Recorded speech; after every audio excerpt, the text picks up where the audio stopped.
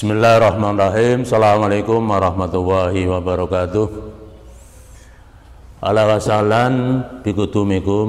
Selamat datang di sekolah kita tercinta MTS Wali Songo Ulu Jemi.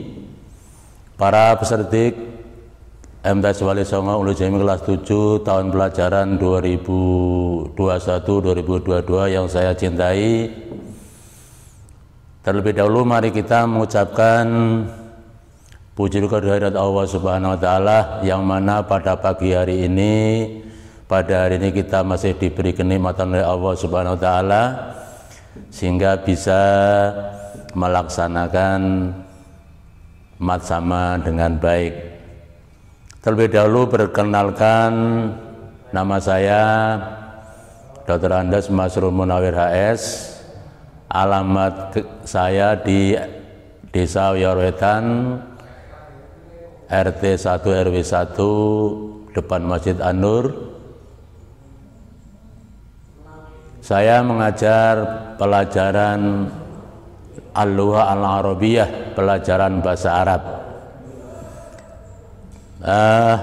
Pengalaman pendidikan saya yang pertama dari SD Negeri 01 Wiyorwetan, kemudian melanjutkan ke MTS Negeri Pekalongan. Setelah itu saya melanjutkan di Sekolah Pendidikan Guru Agama Negeri Pekalongan. Setelah tamat kami melanjutkan di Institut Agama Islam Negeri Syarif Hidayatullah Jakarta. Baik para peserta bersama yang saya hormati, pada season kali ini, pada materi kali ini adalah mengenai tentang wawasan Wiyata Mandala. Apa itu wawasan Wiyata Mandala? Para peserta matsama yang saya hormati, istilah wawasan itu adalah suatu sikap atau pandangan yang mendalam tentang sesuatu hakikat. Sedangkan wiyata sendiri itu berarti pendidikan. Mandala adalah tempat atau lingkungan, sehingga kalau kita gabungkan, wiyata mandala adalah sikap menghargai dan bertanggung jawab terhadap lingkungan sekolah sebagai tempat untuk menuntut ilmu pengetahuan. Di dalam wiyata mandala itu ada 5 unsur yang harus ada. Yang pertama adalah sekolah. Sekolah merupakan lingkungan pendidikan. Disinilah di sekolah itu ada beberapa ruangan yang harus diketahui. Yang pertama adalah ruangan kepala sekolah, di mana di sana adalah sebagai tempat untuk memimpin atau memegang posisi kebijakan dari kepala sekolah. Kemudian di sampingnya lagi ada ruang wakil kepala sekolah bidang, baik bidang kurikulum, bidang siswa dan bidang sarana prasarana. Di samping selatannya ada ruang tata usaha atau ruang TU, di mana ruang itu adalah tempat bagi peserta didik untuk berkaitan dengan masalah administrasi, itu langsung ke sana. Kemudian kalau kita nanti ke barat, itu masing-masing yang menghadap ke selatan itu adalah ruang tempat belajar. Kemudian langsung ke barat, nanti di sana ada ruang BP. Ruang BP di sini adalah tempat konsultasi untuk para peserta didik, baik konsultasi masalah nanti pengembangan minat dan bakat daripada peserta didik sekalian, atau akan mengukuhkan sesuatu permasalahan yang harus segera ditangani. Kemudian di sampingnya adalah ruang ibadah, yaitu yang namanya musola Wali Songo. Kemudian di bawah musola sendiri itu ada ruang guru, di mana di sana ada beberapa guru yang harus Anda kenal. baik kenal dari segi nama, dari segi alamat, termasuk dari sifat dan karakter guru sendiri, sehingga kalian nanti akan menghadapi guru itu dengan baik dan benar.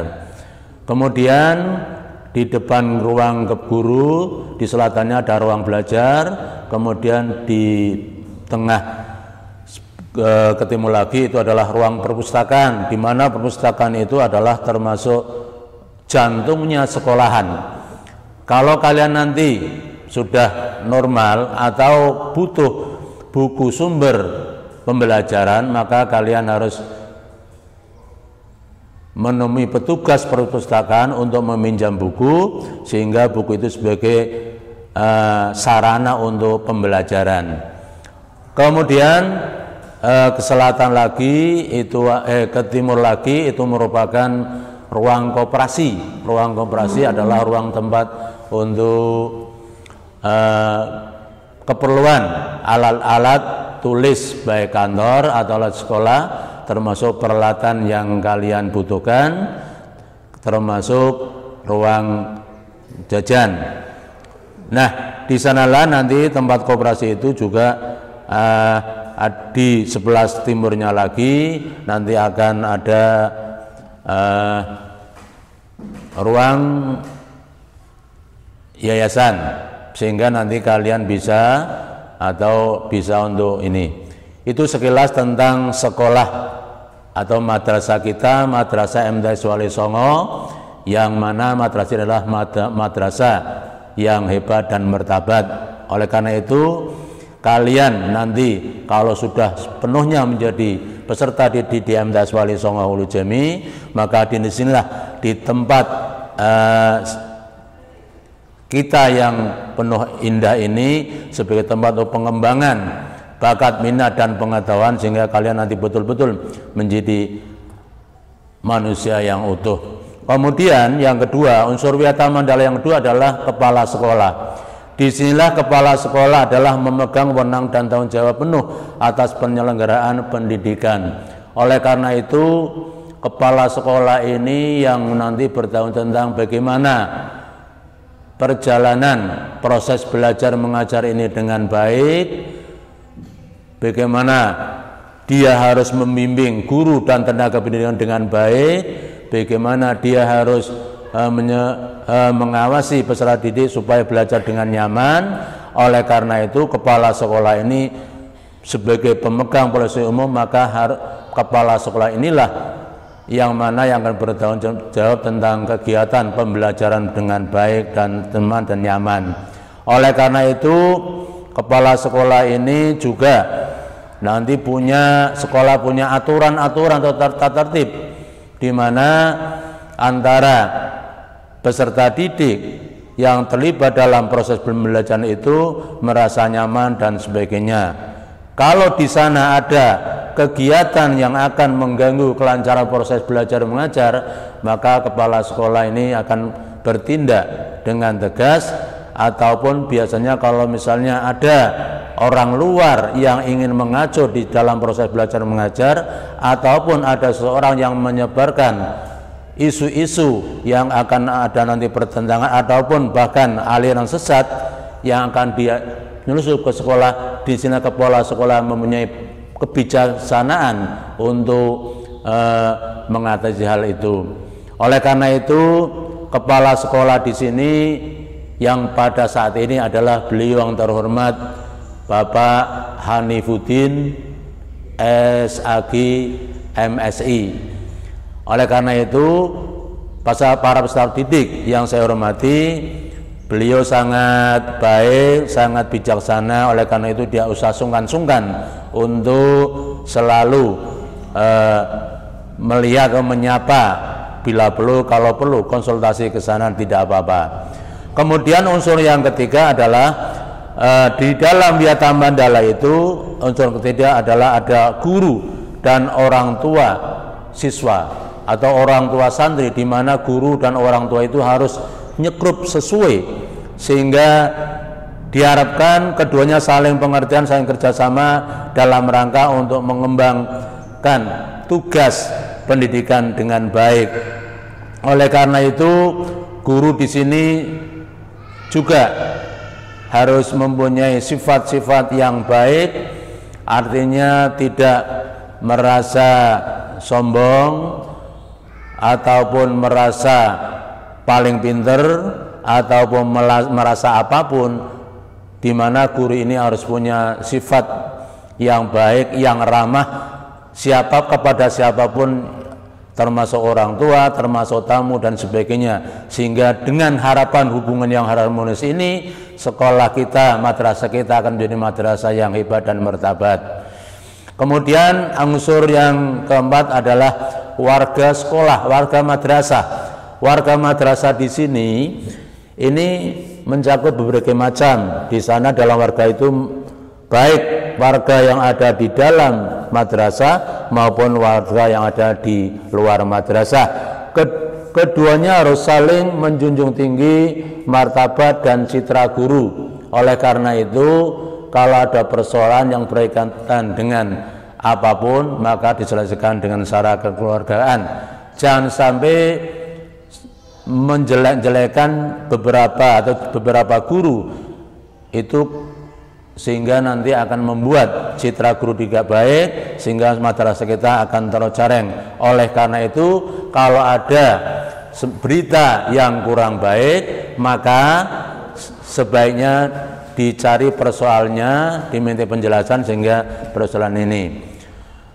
Nah, disinilah nanti kalaupun adalah persoalan masalah apapun antara warga sekolah, baik di dalam atau di luar sekolah, maka disinilah nanti dibutuhkan adanya guru sebagai pembimbing dan penyuluh, sehingga adanya terjadi hubungan yang baik antara guru dan warga semuanya yang ada di madrasah kita.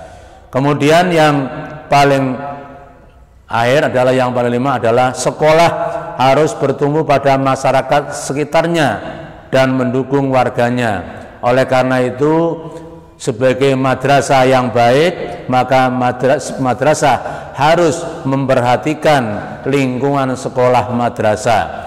Oleh karena itu, mari kita bersama-sama menciptakan sekolah kita, madrasah yang baik, yang disiplin, yang jujur, yang ramah kepada siapapun, sehingga sekolah kita menjadi sekolah yang baik, yang teladan, yang bisa ditiru dimanapun.